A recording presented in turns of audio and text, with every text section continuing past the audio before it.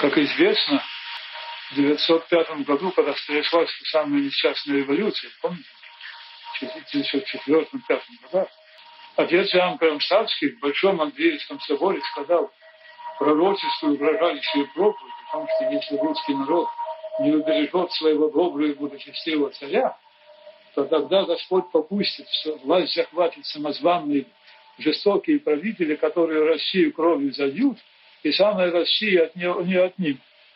Это было прямое пророчество по подобию древних пророков. И характерно все чуть не в этот самый день, и во всяком случае около этого же времени, в еще большем соборе, в Исаакиевском Петербурге, епископ Антоний Харпалицкий, будущий митрополит, сказал слово в общем на ту же тему.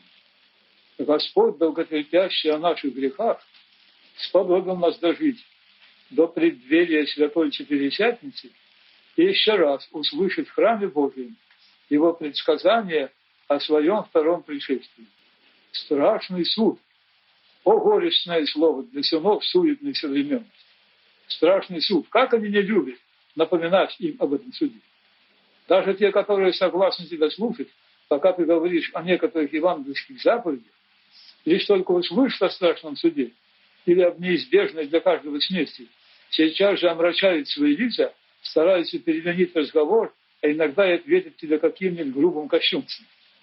Увы, они испытывают при этом то же настроение духа, как некогда нечестивый язычник Феликс. Это правитель иудей, при котором был арестован апостол Павел. Феликс, любивший слушать апостола Павла. Но когда последний заговорил о правде, о воздержании и о будущем суде, то Феликс пришел в страх и отвечал: теперь пойди, а когда найду время, позову тебя.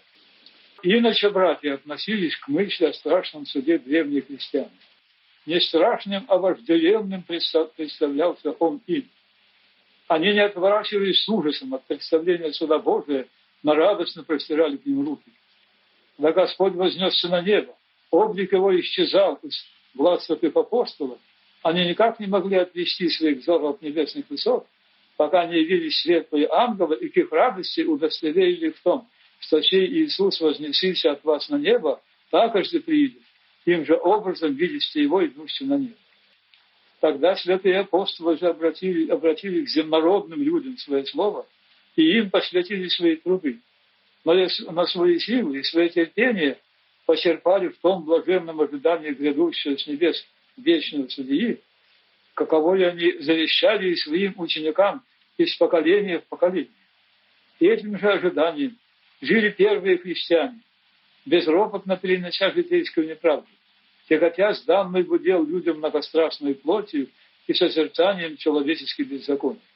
Но они утешали себя уверенностью, что придет конец безбожному веку, что возвратится на землю сладчайший Господь Иисус и своим нелицеприятным судом, посрамив возносящееся нечестие, сокрушив его, вознесет и прославит угнетаемую правду. Подобное ожидание по временам охватывало христианские общины с такой нетерпеливостью, что люди оставляли свои обычные занятия и ни о чем не хотели слушать, как только об ожидаемом Спасителе и наступающем его дне. Так что апостол Павел принужден был особым посланием охлаждать их неумеренный пыл.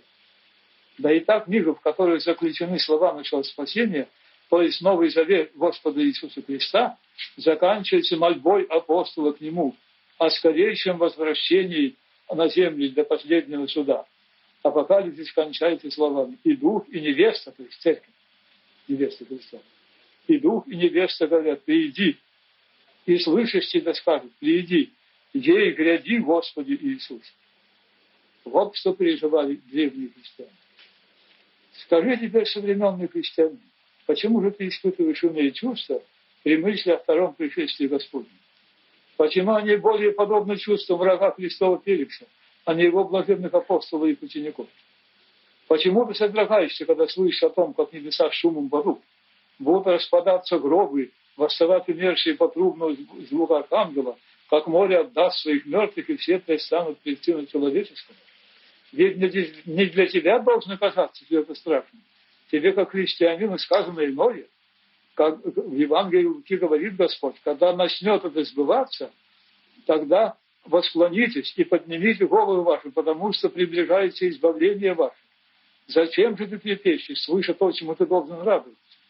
Не тебе должно страшиться и плакать, а врагам Христов, язычникам. Не будь же подобен тем, о коих сказано, когда явится знамение Сына Человеческого на небе, то восплачутся все племена земные.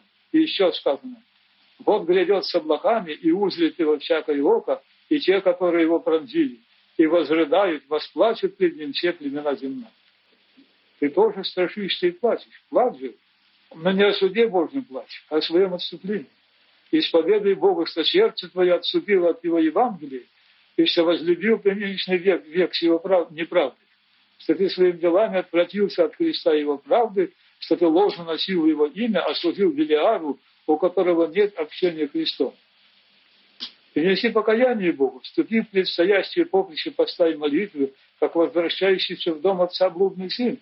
Бей себя в плечи, как кающийся мытарь, и тогда не потеряет твоя надежда, ибо небесное царствие восхитили, получили и благоразумный разбойник, и покаявшаяся блудница, и мытарь, который отвлекся от своего неправедного стяжания. Спеши и ты подражать их примеру. Но, увы, если бы ты был близок к ним по духу, то не отвращал бы своих ушей от слушания о страшном суде.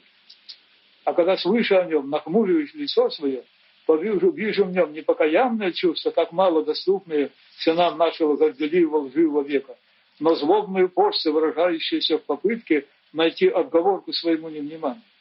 Кто из нас, духовных лиц, не знает этих отговорок?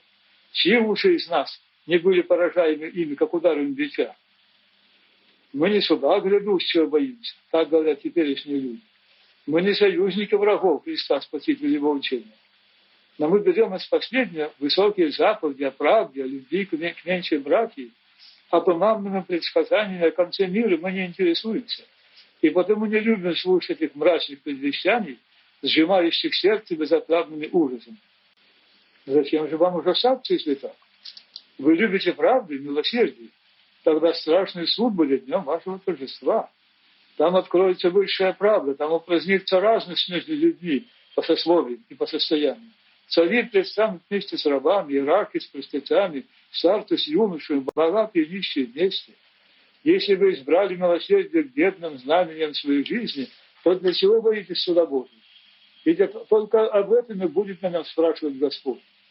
Не о благочестии, не о молитвах, не о постах, не даже о целомудрии, вообще ни о чем том, что вам так не по душе, не спросит вас небесный судья, а только на питании алчущего, посещении больных или заключенных в темницах.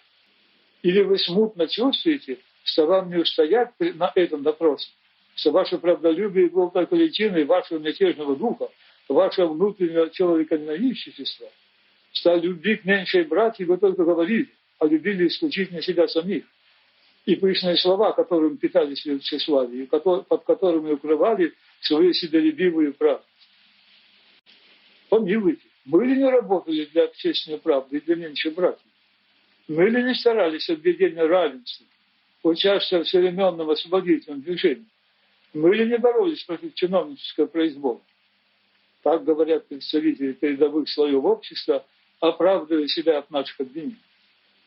О, если бы они не говорили так, если бы эти несчастные безумцы своими словами такими не осуждали самих себя прежде, нежели услышат осуждение от Господа. Смотрите, ведь те, которых Он признает исполнившими заповедь любви, те блаженные праведники, которых Он с любовью призовет в свое царство, они в своей памяти дел любви не найдут. Они будут в смиренном покаянии только грехи свои вспоминать и скажут Христу: Господи, когда мы видели Тебя алчущим накормили, или жаждущим напоили, и прочее. Напротив того, нечестивые будут проникнуты тем же духом мрачного самооправдания, каким исполнены наши несчастные современники. Когда мы видели Тебя алчущим, или жаждущим, или странником, или нагим, или больным, или в темнице, и не послужили Тебе? У них это будет в духе таком, что мы Тебе послужили. Мы этим жуликам не хотели помочь, а мы Тебе послужили. Чем более самооправдание у людей, тем ближе они подходят к изображению участи, осужденных навек. Горе, горе вам, лукавые, хвастливые лжецы! Не столь ужасны ваши беззакония, ваш разврат, ваша черствость, ваше забвение Бога и вечности, сколько пагубный дух самооправдания, закрывающий перед вами все пути к исправлению себя, все двери к покаянию. А духом этого горделивого оправдания себя и осуждения других проникнута вся современная жизнь. Его научают детей школьного возраста. Им извращает русский народный характер, народный дух, тот дух смиренномудрия, терпения, любви, в котором русские люди познали Христа, в котором пребывал Христос, как принято говорить, родившийся в Вифлееме и живущий в России.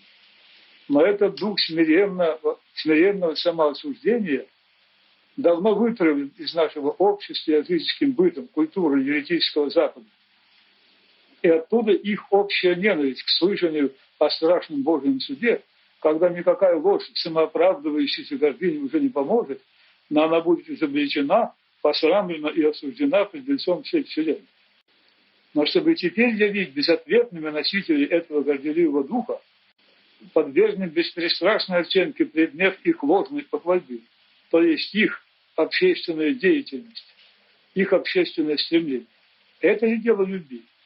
Исполненные исконной злобой и ненавистью ко всему русскому, руководители этого движения не останавливаются ни перед чем, чтобы такой же злобой исполнить сердца юношей и студентов и тех слоев простолюдинов, которые могут быть доступны их влиянию. Пользуясь легкомысленной неопытностью одних и обманывая других через разного рода переодетых самозванцев, они влекут их к участию в уличных беспорядках под пули и плети, имея в виду лишь единственную цель, чтобы потом кричать о строгой расправе начальства и поселять озлобление против правительства. Разгоряченные, разочарованные юнцы, как учащиеся, так и фабричные, действительно не могут разобраться в том, кто виновник их беды, и готовы верить со слов своих лукавых и лживых руководителей, будто неизбежная строгая расправа с ними есть произвол правительства, на которое они от этого озлобляются еще более, и еще более отдаются слепо во власть зачинщиков и руководителей, как кролики, которые бросаются в пасть удара. И что сказать о преобразовательных толках в нашей печати и в различных общественных собраниях? Может быть, здесь видно потечение благополучия Родины? Увы, совершенно противоположно.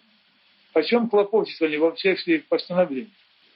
Только о том, чтобы выгодно для самих мятежников, о том, что разделять власть с законным правительством, да о беспрепятственном распространении мятежных идей через печать и другие средства, так, чтобы никто не имел права ограничивать таких преступников печатей, иначе как посредством судебной волокиты.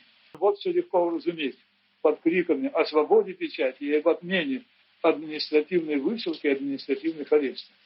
Как точно вы замечательно. Больше они ни о чем и говорить не умеют. Да и что им сказать о России, о русском народе, которого не знают, который знать не хотят, которого в душе себе глубоко ненавидят. И вот и такие люди пользуются теперь самым широким влиянием на нашу юность, на наше общество. Совсем не так совершилось сегодняшний день, февраля 44 года тому назад, действительное освобождение меньших наших братьев от крепостной зависимости. Там не было ни скандалов, ни крамолов, ни борьбы за свое собственное право, а нечто совершенно обратное, возможное только в жизни русского государства. Был государственный и общественный, добровольный и самоотверженный подвиг. Царь и лучшие люди просвещенного общества, никем не понуждаемые, руководимые единственной Божьей правдой и милосердием, напомнили помещикам о том, как незаконно держать в рабстве православный народ, своих братьев, за которых умер Христос, и которых многие из них не только мучили непосильным трудом и жестоким обращением, но и калечили нравственно, заставляя сынов народа вместо любимых для него священных молитвословий заниматься кривлянием своих помещичьих театров, расслевая чистоту дев и разрушая священные узы брака. И вот мы видели, что помещики в огромном большинстве дружно откликнулись на царский призыв, и народ получил свободу, не домогающие, без драки для нее, получил не как завоеванное право, а как добровольный дар. Вот это по-нашему, это по-русски, это достойно России, объединенное не через формальное право, но посредством правды Божией и добровольного послушания. Не то мы видим теперь. Теперь почти все свои общества, как голодные волки, требуют себе всяких прав и льгот, не желая знать нашей общей беды на Дальнем Востоке, да и собственных своих прав, своей настоящей пользы вовсе не разумеют. Не мудрено после таких проповедей, что митрополит Антоний с ножом бросится какой-то другой. Да. Он был с ножом. Он служил всемощью, почасть Пилата. А на него бросился с ножом, который хотел его убить. Вот тут кто-то успел сдержать, он только пролезал, а Мапури слегка ранил. А помните, как отца Иоанна Кронштадтского ударили? А? Нет? Отец Иоанн к концу своей жизни был глух на одно ухо. И он сам рассказывал, почему. Баба Максимовна, он вышел с чашей. Вышел с чашей и видит, что рядом с ним тут у большого образа Спасителя, царский храм, студент закуривает папирос от лампады. Ой-ой-ой. Выбрать воздух. Отец Иоанн сам рассказал, я только успел ему сказать, безумец, что ты делаешь? Он размахнулся, ударил отца Иоанна в ухо. Так что поглядел в ухо. И святые дары расплескались на пол. Но налетел народ. И если бы не отец Иоанн, то он был разорван. Понимаете? Там были такие решетки, оно же решетки просто. Перелетел и набросился на этого негодяя, но отец Иоанн сам был. А то бы его растерзали на клочки.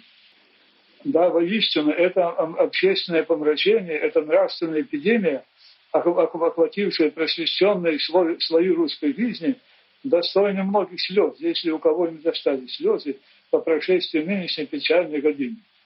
Всегда холодные к своей родине, так называемые передовые сыны России, обрушились на свою мать, увидев ее угнетенную внешним врагом. Чего не сделал бы ни один благородный неприятель страны, на то дерзают ее неблагодарные сыны. Они злорадствуют всякой малейшей неудачи нашей на войне, в то время как их самоотверженные братья, измученные, истомленные продолжительным походом, видят постоянную смерть перед глазами и спокойно бросаются в ее холодное объятие за веру царя и Отечества. Итак, смотрите, какое право имеют хвалиться правосудием и братолюбием наши безумные современники. Печальное и горестное время, непростительное, жестокосердное легкомыслие. По-видимому, поистине увидим нечто, напоминающее последние дни земной жизни Спасителя. Когда народ, возглашавший ему сегодня осанна, через 5 дней кричал: «Распни его, кровью на нас и начальник наш». Неподобная ли противоположность представляет собой народное шествие в нашей столице? В начале прошлого года патриотические, верноподданные, а в начале нынешнего года мятежные и исполненные себелюбивых требований. И пусть бы сходили с ума только давно уже пьяненные, ошалевшие от мятежного духа крайние либералы, люди, никогда не имевшие ни общественной почвы, ни веры, ни воспитания, ни отечества. Но вот теперь слова их повторяют и мирные граждане, которые сами ужаснулись бы, если бы услышали от кого-нибудь подобные речи 1,5 года тому назад. Тьма общественного дурмана сгустилась до такой степени, что если сам Господь не милосердится над бедной, оскверненной, оплеванной нашей страной, то ниоткуда нам ждать избавления.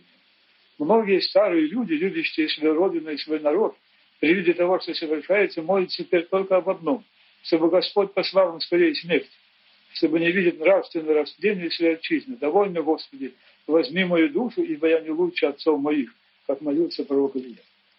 И вот, среди таких печальных размышлений дожили мы до недели страшного суда. Теперь мы понимаем, почему о нем не желают слушать современные люди. Почему и вовсе неверующие среди них, и даже те, которые еще не потеряли последнее верование, одинаково смущаются и злобятся, когда вспоминают о том, что некогда должен прийти день, когда Господь, как говорит апостол, во свете приведет тайные тьмы и объявит советы сердечные, то есть обнаружит внутреннюю жизнь человека. Они чувствуют, что все их поведение, все их речи — сплошная ложь, что им чуждо всякое любовь и сочувствие к братьям, что они дышат себялюбием, ненавистью и злорадством, и чувствуют, что обманывать людей возможно лишь продолжение недолгого времени, а вечность откроет для всех их злодейское настроение. Но что переживаем, что думаем о страшном суде? Мы, хотя грешные, а неверующие христиане, спор о том, что приходится слышать и видеть, пересиливает наш страх перед праведным судьей. И мы снова испытываем то нетерпеливое желание дождаться его пришествия, которым исполнены были древние христиане. Ей гряди, Господи Иисусе, посрами светом Твоей правды, обнажи сердца и помышления развратителей народа и юношества. Пусть труба Твоего архангела пробудит уснувшую совесть общества, дабы она воспользовалась последние минуты земного бытия для покаяния в своем себялюбии, в своей гордыне, в своем разврате, бывших причиной его теперешнего помрачения. Такова наша первая молитва. Но если Господь еще будет медлить своим праведным судом, то будем умножать молитвы о том, чтобы Он не попустил простому русскому народу заразиться общественным омрачением, чтобы народ продолжал ясно сознавать, кто его враги и кто его друзья, чтобы он всегда хранил свою преданность самодержавию как единственной дружественной ему высшей власти, чтобы народ помнил, что в случае ее падения он будет несчастнейший из народов, порабощенный уже не суровыми помещиками, но врагами всех священных ему и дорогих устоев его тысячелетней жизни, врагам упорным, жестоким и коварным, которые начнут с того, что отнимут у него возможность изучать в школах закон Божий, а кончат тем, что будут разрушать святые храмы и извергать мощи угодников Божьих, собирая их в амтомический театр. Буквально. Предвещания таких ужасных действий обнаружились неоднократно на глазах у всех в последние годы нашей печальной действительности. Сейчас дальше он, хотя не назовет 4 буквы, а будет приблизительно угадать то, что получилось из России. Впрочем, конечно, прежде чем мы не успели бы это сделать, сама Россия через какие-нибудь 25 лет после отмены самодержавия, тут он много хватило, гораздо скорее, перестала бы существовать как целое государство, ибо лишенная своей единственной нравственной объединяющей силы, она распалась на множество частей, начиная от окраины и почти до центра. И притом даже от руки таких народностей, о которых наши газетные писаки даже ничего и не знают. Это, знаете, как появились казаки. Да, совершенно верно, казаки. Так, например, татары казанские, крымские и кавказские, так смело проявившие себя за последнее время. Такого распадения нетерпеливо желают наши западные враги, вдохновляющие мятежников, чтобы потом, подобно хищникам, броситься на разъединенные пределы нашего Отечества, на его времена враждующие между собой, и обречь их на положение порабощенной Индии и других западноевропейских колоний. Но действительность оказалась еще хуже. Вот то печальное будущее, которое ожидает Россию, если бы она доверилась внутренним своим врагам, желающим сдвинуть их с вековечных устоев. Не забывай же о них, русский народ, берегись богохульников, кощунников, мятежников, желающих оторвать тебя от вечной жизни, от ожидания грядущего Божьего суда и Царствия Христова, которого да не лишит нас Господь, которого память да хранит Он нас, и которого памятью да оградит нас от современного развращения. Аминь.